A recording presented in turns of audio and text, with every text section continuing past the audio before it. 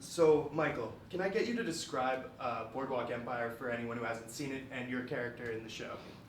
Boardwalk Empire is a series based on the Prohibition era, which took place in 1920. I play a character by the name of Chalky White.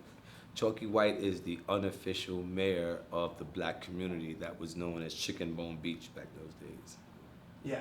Okay, cool. And so, Chalky in the first season, he was sort of a little bit more of a supporting character. And in this season, we sort of get to flesh him out a little bit more and see a little bit of his family life and a little more about his role in the black community of Chicken Bone Beach. Could I get you to talk to some of the challenges that come with sort of playing a larger role in this series this season versus last season? Anytime the writers, they give you more responsibility, it's a responsibility, and the pressure's on to deliver. I'm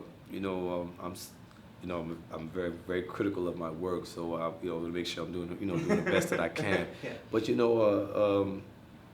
I've learned to trust, with the writers, and they wouldn't be giving me. They're not there to stroke my ego. If I wasn't doing a good job, I'd be gone. But I'm very happy with the writing, with the direction that this new season is taking for my character, for Chalky, and I'm excited to see where it goes even further. Yeah, for sure. So this is your second go-round, not just with Boardwalk Empire, but also with HBO, of course. The Wire previous to this. I saw Peter Dinklage when he won the Best Supporting Actor Emmy for Game of Thrones. He talked about how HBO is a great place to work because they let actors be actors, was sort of the direct quote. And I was hoping I could get you to elaborate on that a bit. I mean, when Peter said that on the podium Sunday night, it was accurate. HBO, they give you this awesome platform and let you just run wild, and they stay out the way. They're not. It's not a network that they're constantly on the set looking over your shoulder, and we're not getting a bunch of notes from the office about whose hair isn't right, and we want to change their wardrobe. Once they've set the foundation, they step out the way and let us do what we do, and I think that's awesome. Yeah. Get to create. For sure. Now, speaking of wardrobe, you're probably clad in some of the flashiest attire on the entire show. Are you keeping any of those suits and wearing them out? You bet yourself. Yeah. Not right now, though. Not while the show is still running, but yeah, my goal is to get everything down to the socks. Yeah. So couldn't help but notice the uptick in violence in Game of Thrones. Now, I know you haven't seen as much of the second season as I have, but I quite honestly think that this has the chance to be the most violent episode violent season of television ever aired. Can you speak to that, and should we anticipate that to continue to go forward in the second season? Let me just go on record by saying, outside of Boardwalk Empire, Game of Thrones is by far my favorite show. Yeah, I love Game of Thrones. I will not read the books. I have not seen. You haven't read the books? No, I will not watch. I haven't seen season 2 yet. Right. Anything. So, needless to say, I'm very excited. I'm really anticipating where the storyline is going to go for season 2. But it's violent. It's out there a little bit. The whole White Walkers and all that kind of stuff. Yeah. But I enjoyed it. It was well written, which is the first thing that has to happen. It has to be written well. And then the cast, I really got to say, man, I had the opportunity of meeting the cast of Game of Thrones in LA during the Emmys, and what a solid, tight group of people. I was like, you guys remind me of my family, my Boardwalk family. There's not one weak link in the chain, whether it's the character or the performances, and then to meet them as a cast and for them to be so gracious and just so friendly and warm. It was like, wow, you guys, it's like, it's cool. You gonna lobby to get yourself into it for season 3 or 4 or something? They ain't gonna throw me to the lions, hell no. Now, sorry, changing topics just a bit, but you're guesting on Community this season. Tonight. And that debuts tonight at 8 p.m., which, this will be up on our site for Friday. So last night, Community aired.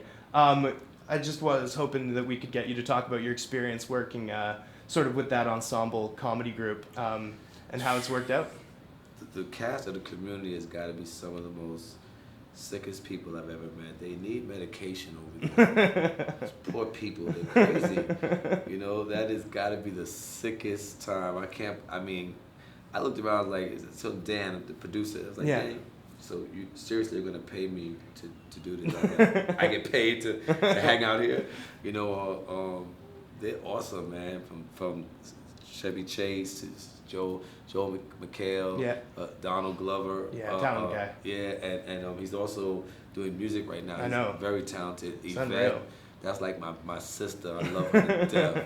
You know, and it's just the whole cast. They're an awesome group of people, and I was really grateful that they gave me a platform to come in and do what I do, because you have to that comedic timing is truly a gift that I do not possess. You know, and Kenneth Wu. I mean, it's to sit back and watch them between takes is like, it's their rhythm and their timing and the way that it's just watching a well-oiled machine, and you just belly over laughter. But you know, they created a venue, a character. His name is Professor Kane. Yeah, and he's an ex-con, right? Yeah, he got his degree in prison. So needless to say, he's very intense. Yeah. And you know, they let me come in and they found a niche so that I can do what I do and have it be funny and have it connect with the other actors and the cast. And I'm just really grateful for the opportunity to laugh at myself. Yeah, for sure. Speaking of which, you know, we're not used to seeing you in a comic setting, but should we expect to see more of you perhaps, you know, as you go forward with your career, in doing more comedy after Community? Oh, absolutely. I would love to do more comedy. I'm actually in the process of developing a rom-com, comedy. Yeah. Set in Brooklyn, you know.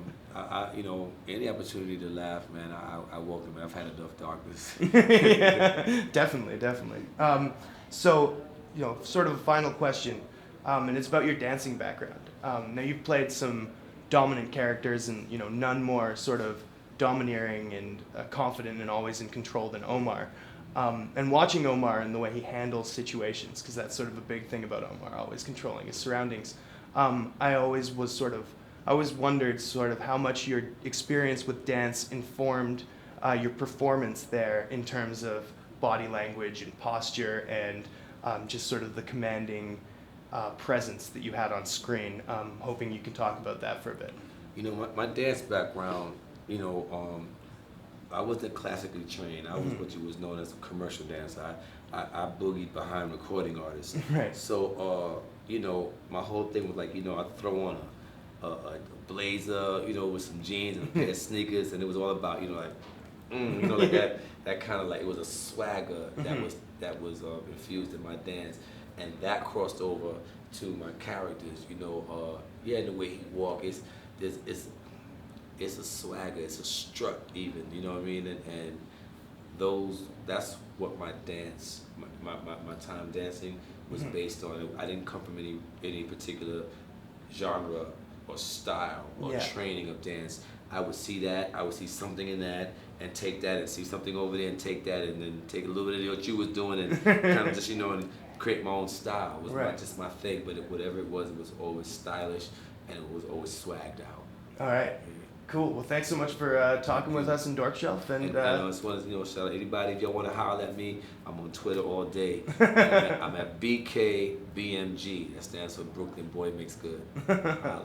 All right. Thanks so much. Thank you. Hey, man. It's so nice to meet you. Thank you, man. Same here.